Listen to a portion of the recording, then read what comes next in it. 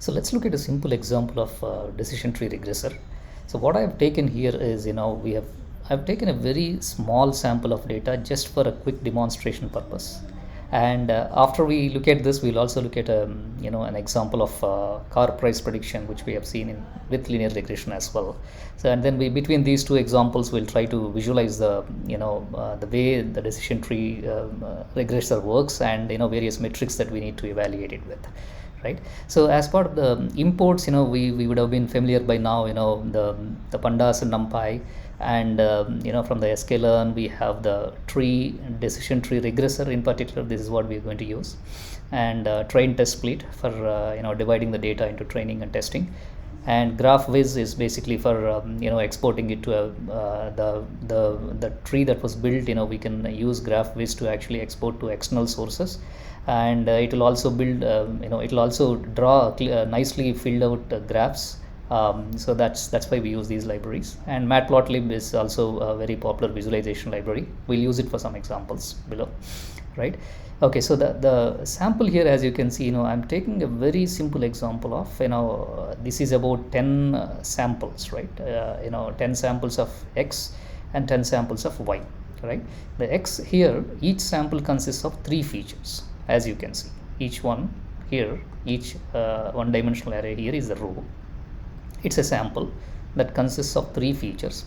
Correspondingly, we have a set of Y values, right? This is a completely made up example. This is not any known practical use real-time use case, but the idea here is we will see how do we build a decision tree regressor for such a problem, and then we can move on to a other example, right? So having seen this, with this 10 samples, let us try to divide it into train and test, right? X train, X test, Y train, Y test, using train test split. And we are passing X and Y, and the test size is 0.3, which is 30% of it, and we are using a random state for reproducibility, right? And then we are creating a decision tree regressor object, right? We are initializing here with all defaults. I have not given any specific arguments here. We will review the arguments down below. And we're just fitting it with the X train and Y train. So this is the training step, right? So we are building the decision tree regressor. That object would be built, and with that decision tree regressor that we built, we will be able to predict values for the X test and Y test, right? Remember, X test and Y test is also a part of these samples here. From the X, we have got about 30% of the chunk into testing, and the same thing we are passing for X test and Y test, right? So let's quickly run this. So far we only built it, and we have also been able to predict what are the Y test values, right? So let me quickly run this. And what we are doing here, now that the tree is built, it has been built programmatically, we will try to also visualize this, right? So this piece of code here, we are using the decision tree sklearn's tree object to export it into a GraphViz format, right? We are passing the regressor that we have built as an argument here, and we are passing feature names, like I'm just calling them F1, F2, F3 for those 3 features, right? And some arguments to actually make the look and feel of this graph better. So we're trying to draw this inline here itself, right? And then we will use the GraphViz.source with this data that is exported, and when we print it, this will print actually a GraphViz formatted graph, right? So let me print this. So this is just run. So as you can see here, this is very much similar to how the decision tree classifier was in terms of how the tree is built, right? So at the top we have the root node, and it has taken 7 samples. So all 7 samples that we have taken for training would be part of the root node, right? And it will split that root node into subsamples into the child trees based on the condition. So it has chosen F3 as a feature. Based on F3 feature, it is trying to divide it, right? And that's the condition here. So it has got the subtrees down below, and from here it has got 4 samples here, and it has got 3 samples here, right? Now from these 4 samples, it will still further inspect, and it will look at what is the best way to divide, and it figured out F1. F1 is a feature. Based on that feature and this condition, the algorithm figured out there is a better chance of reducing the error, right, as we go down below. So that's how it continued until the least level, where it has only got one sample. As you can see in the leaf nodes, we only got one node, one node each, right? That means, let's say, we have a sample with f3 less than or equal to 7 and f1 less than or equal to 3 and f2 less than or equal to 1. It will be classified as this particular value, which is 0.3, right? So that's how the predictions go here, right? Now if you observed the condition here, the loss function here is mean squared error, right? Remember from our previous concepts, mean squared error is nothing but the sum of squares of the difference between predicted value and the actual value, right? So what is the predicted value here? The predicted value here in every node is going to be the mean of all the samples in that node, right? I mean, particularly we're talking about y values here. So the mean of the y values is what will be the predicted value in a given node. Then what is MSE? MSE is for all these 4 samples, whatever value they have, we'll subtract it with the mean, right? We'll square it and we'll sum it. So that's the mean squared error. So the mean squared errors would be computed, and in a way that's also loss. It is supposed to be minimal, right? So as the errors are coming down, that indicates that we are actually coming to a better prediction. So that's the idea about it, right? If you remember from the classification problem, we won't use mean squared error, but we used Gini, entropy, and other possible loss functions there. That is to measure the misclassification, right? Of whether it is bucket, whether the classification is done in the right bucket or not, right samples or not. But since it's a continuously changing regression value that we are predicting here, we are going to use MSE here, right? So that's how a very simple tree is going to be built, right? And we will look at, now that we understood how a tree would be built, right? So given with a set of x and y, with the input formed into multi-dimensional arrays of samples, right? For x, so it's if you can see, it's a multi-dimensional array for the x samples, and there is a corresponding y value, and by splitting the data we are passing it to the decision tree regressor using the fit method, right? When we call the fit method, the training is done for the regressor. Now we can pass the test values and it will give you the predictions, right? Now the predictions we haven't seen here, but from the tree we can visualize, based on the values that we have given, it would predict the respective value. But we will look at a different example and we'll try to understand that, right? So this is a very basic example. So let me now move to another example that you are familiar with. So in the previous videos we have seen, as part of linear regression, we have done this car price prediction problem, right? Given with various car technical parameters and various properties like the wheelbase, the car length, the engine size, right? And there are a lot of other technical parameters as well. Based on that, we were predicting the price of the car using linear regression, right? So if you haven't seen this video, I will leave a link about that linear regression problem that we have solved earlier. So you could definitely go and watch it just to get a feel of it. So all the code and the steps were very clearly explained there, and also there is a link for the code as well. You could definitely download from my GitHub repository there. And so just to recollect, the very last step in the linear regression, we have built a model and we have understood what is the mean squared error and what is the R squared value, right? So R squared is the measure of efficiency for the prediction, right? The closer it is to 1, that indicates that we have got the best outcome, right? But if it is as close as 1, it is considered as the best possibility, but in some cases it is also considered as overfitting, right? So you are predicting R squared of 1 means you're exactly predicting whatever is the value that is given, right? So there is no error at all. So what that indicates is you have trained the algorithm has learned the training data perfectly, but that is a dangerous situation as well, because if the algorithm goes too close and too accurate on the training algorithm only, on the training data only, so that might indicate that it might also fail to predict at the same rate for the testing data. So which is where we have some techniques, so those we will see in a different video. But in general, r squared of close to 1 is considered good. So usually between 0.8 to 0.9, 0.95, these are considered to be really good r squared values. So that is what in linear regression we have built the model and we have measured it. Now with the decision tree also we can build it here, right? So the same problem, we have taken the same data set, I've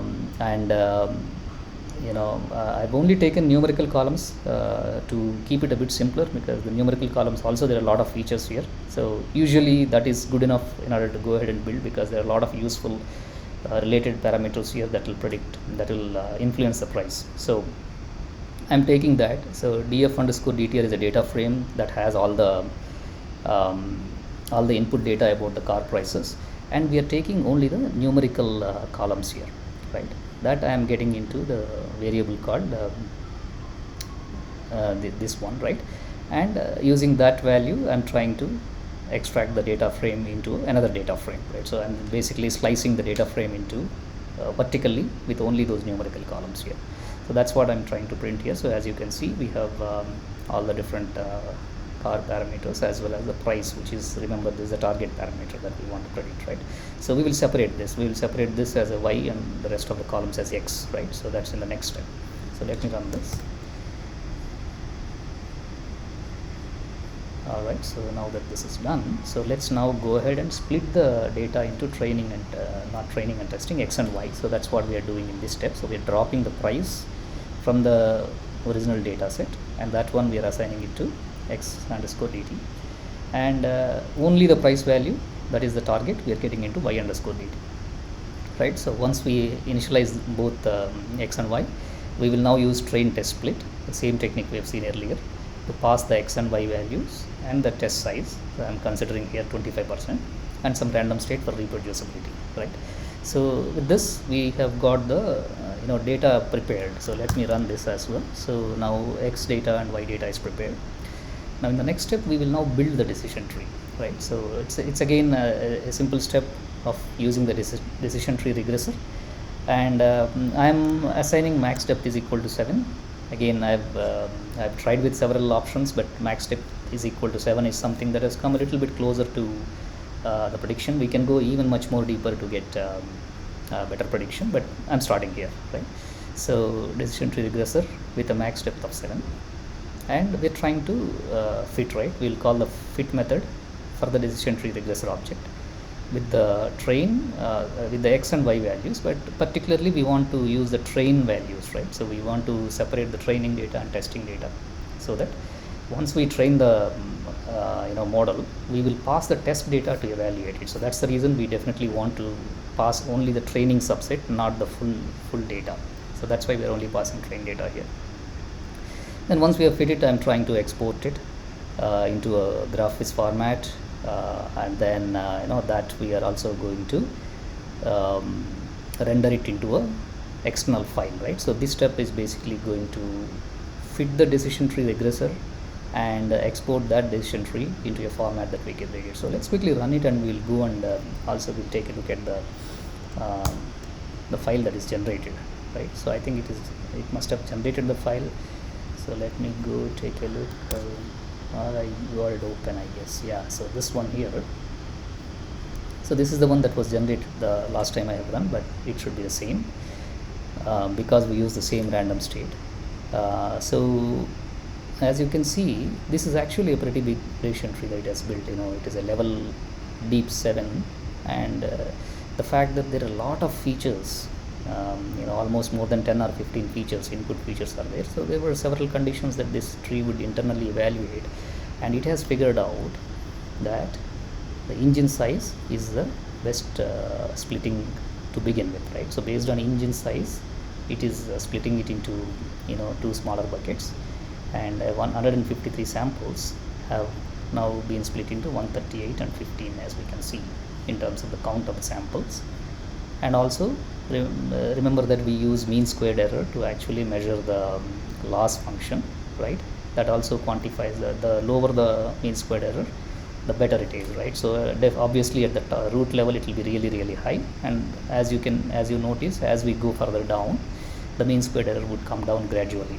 So that's actually the purpose of the division, right? When it is dividing, it is going to look at what is the overall reduction in the loss compared to the root node. That's how the algorithm learns and picks the best feature and also the best thresholds, right? Here for engine size itself, it would have tried with the different threshold values, and it figured out 182 is the best threshold value based on which we could split, right?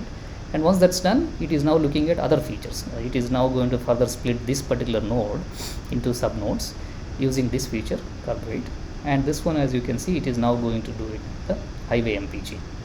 So that's a different feature. So in that sense, this is going to go and build a really deep tree, right? And as you come much closer, there are some values where MSE is 0. So that means there's only one sample, and that one sample will be perfectly mapped, so there is no error here.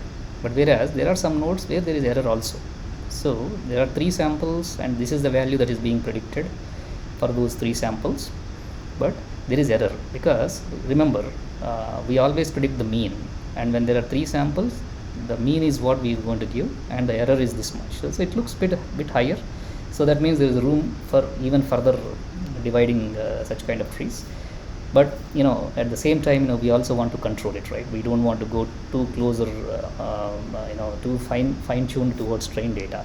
So if we do that, if we actually go to almost 0 MSE in every node, it might produce wrong results when we actually go to the test. So that's what we normally control, right? So it is decent in terms of having a mix of 0 MSEs as well as having some lower MSEs. But we'll figure out what is the efficiency of this, right? There is a measure to there is something called as R squared. So we will see in that in the code how do we measure that. But otherwise, this is the tree that was built, friends, and I'm sure if you run this code as well, this would be produced, and you can also visualize much deeper. But end of the day, at every level, as you go further down, the MSE would be reduced, and our goal is to go as low MSE as possible and predict as closer values as possible, right? So that's the goal. So now let's go back to the code, and so which step we were. So we were at this step. We have exported it, right? And then we are also trying to, I will show you some measure of, now we will try to understand the model basically here. So what I'm trying to do is I'm trying to show you from the model that is built, which is DTR variable, right? So there is a attribute called as feature underscore importances, right? What this gives you is a relative feature weightage would be given. So meaning, as you have seen earlier, so there are a lot of input features here, almost about more than 10 input features are here. So if you want to visualize which features were important, right? The first thing is, when we saw it in the tree, we figured out the very first feature that was given importance was this. But if you really want to understand that a little bit more closer, so there is another way we can use the regressor's feature importances method to actually get those values. Now what I'm doing here is I'm trying to plot it, right? So I'm getting these as feature importances. Basically it will give each feature and it will give a feature importance weightage. So I'm using that as values, and I'm trying to build it as a data frame. So for a data frame, these are the values, and the indexes are the x underscore dt dot columns dot value. So this is nothing but we are giving the same feature names as we had in the x underscore dt, right? So that is, remember, that is the input samples, right? So we will use the same feature names. Otherwise this will just give numerical indexes, but we want to name it accordingly. So that's what we're trying to do. And columns is equal to feature score. That means for every for every feature we only have the features would be printed on a row wise, and there is only one column called feature underscore score, right? So that's what we're trying to give. So this data frame, right, and we're trying to sort it by feature underscore score. So that means we want to really sort it ascending, right? And once we have done it, maybe we could also print the data frame here, or maybe we can see it after the graph. So what I'm doing is we are now trying to plot that as a bar graph. So the reason I'm getting it into a data frame is to plot it into a using a bar graph. So for that we are giving a data frame here. If you can see, let me run this code, right? See, these are the feature scores. So for each feature it is giving a relative weightage, and we can see that the highest weightage is engine size, and the next two influential parameters are curb weight and highway miles per gallon, right? So that's exactly what we have also noticed here, right? Engine size having highest and this much. So this sort of visualization will also help us understand what is the relative weightage amongst them, right? So this is almost having a 70% importance. That's how we should look at it, right? So this is the most important feature out of what we have supplied. So that's the way to read this. And the same thing we have also plotted it so as a bar graph, and that is what we were doing here as using plot.bar, and we are passing the the columns and the rows and columns, and which color and so on, some other parameters which will plot that bar for us to visualize. So this is this is how we could understand the feature importances, right? So that's one aspect. Now the other thing is, we have seen that the prediction is done, but we do not know what is the R squared, right? So we have not seen R squared is it is called a coefficient of determination, right? Prediction determination.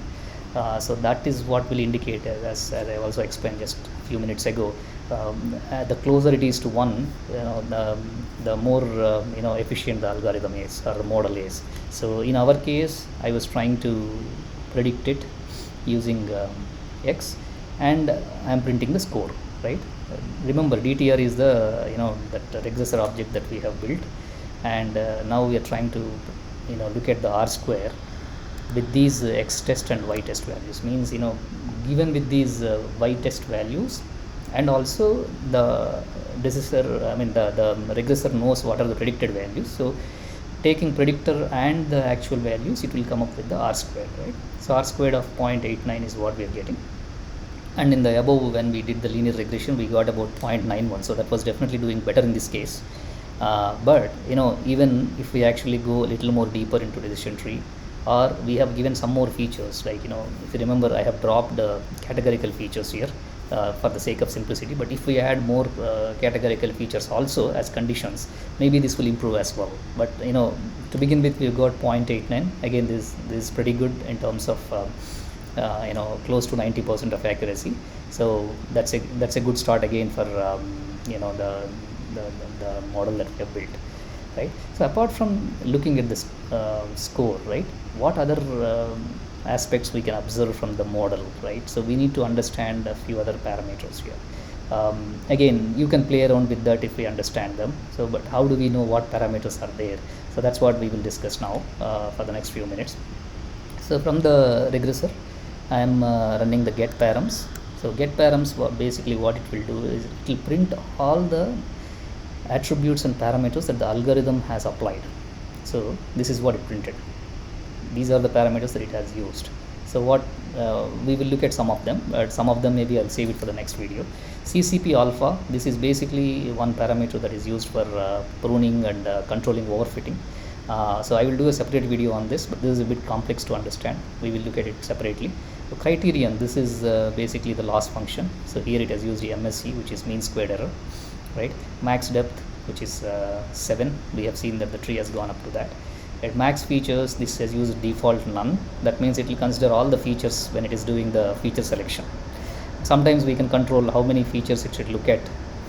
So those sort of arguments will also help us experiment with the tree, and we can find out the best combination. Then max leaf nodes, right? These also it has taken default. So that means it can grow whatever it can grow up to. Otherwise we can also control. So we can control what is the maximum number of leaf nodes that it can go, right? And the minimum impurity decrease, again there's a default that it has taken. So that means whenever it is doing a split, right, it will look at what minimum of this much impurity decrease should happen. So that means you remember those losses, right? Mean squared errors that we have seen in when you are splitting a node, there will be a mean squared error for the left and right nodes, right? So we will do a weighted average of them, and we will see if this is reducing compared to the top node by at least this much. That's what it means, right? So that those sort of controls we can do. All these controls are going to help us to determine to what level the tree will go, right? And we don't definitely want to consume too many resources to train it if it is not really worth it. So what I mean by that is, if even though you are going deeper, if efficiency is not improving, then there is no use. So that's why we have features like this to control that. So to control that, growing too deep and not so much of use, right? So that is one of them. And min sample sleeve, min sample split, I think we have seen it in the last video as well, but this also controls, anytime you are splitting, right, what is the minimum number of samples that should be there, right? So if it is only at least 2, only then it will split, otherwise it won't. So, and there is a minimum weight factor leaf. So this is this basically tells, when you have a leaf node, what should be the minimum weighted fraction of the samples. So this is one special case where you can also give weightages to samples, and then you can consider, you can actually measure at each leaf node. You might say that, hey, I need this much minimum weightage to be there. So again, you can look at it as a way of controlling how the tree is growing, how the tree is being built, and things like that, right? So these parameters are good to explore and experiment with various values, and you can have a all of this is beautifully explained in a sklearn documentation. This is the decision tree regressor. These are the parameters that I was just walking you through, and there's a beautiful description about what each parameter means. So I would definitely recommend to go over that once, to understand what are those various attributes and values. I tried to represent some of them here, but there are some that I didn't discuss, so I definitely advise to review this once if you're really serious about learning this algorithm deeply, right? And one other note I want to leave here is about R squared, right? So I want to show you that formula. Yeah, so R squared is the coefficient of determination of the prediction, right? So we wanted to figure out how better our model has predicted, and it is supposed to be closer to 1, and the formula for this is defined as 1 minus u by v, as you can see, where u is the residual sum of squares, right? That is the actual value minus predicted value. We are squaring it and we are summing it. So that's the u value, which is the residual sum of squares, right? The residual here is nothing but the difference between prediction and actual, right? And what is v? V is the total sum of squares, that is all the values subtracted with the mean and squaring it, right? Each value subtracting it from the mean of it and squaring it, right? So this basically will indicate overall, right? You are trying to take a weighted fraction of residual sum of squares with respect to total sum of squares. So what that is going to indicate is how close we are. If we are very close with the training data, that means u is supposed to be less, right? Ideally, that is how it is supposed to be. So when u is less, right? U is the smaller value. At least the fraction of u by v is a smaller value. Then it is indicating it will be close to 1, right? The closer it is to 1, the better. But what happens if we are predicting, if we have, the condition of overfitting is if we actually have perfect prediction, that means y true and y pred are same. Now if y true and y pred are same, observe that this will become 0, u will become 0, right? If u becomes 0, it will become as 1, right? 1 is the highest quality that we can get, but that is something to be taken with a pinch of salt. Getting a 1 is not always good, because it might also indicate that we have overfit and we want to control it, right? So that controlling is also called as generalization, right? You want to generalize your model in such a way that it works well with not only training data but with testing data also, right? So we will see another video by looking at how we can control some of that. But the idea is to look at R squared, between 0.85 to 0.95. These are really good. Anything which is going too close to 1, we might want to be watchful about it, right? So that's about some of the parameters. And yeah, I think that's pretty much what I've captured in this video, friends. I hope you really found this useful, and you have been able to understand what are various parameters that are coming into play when it comes to plotting these decision tree classifier and decision tree regressor, There's a lot of similarity between these things except the loss function and the metrics. Which metrics are we using to actually measure it? But apart from that, I think these are really, really similar in terms of the concepts, how it's growing, right? So yeah, I think that's about it. I think if you like this video, please definitely share with your friends or colleagues whom you feel this is of help, and I will see you in the next video. Thank you.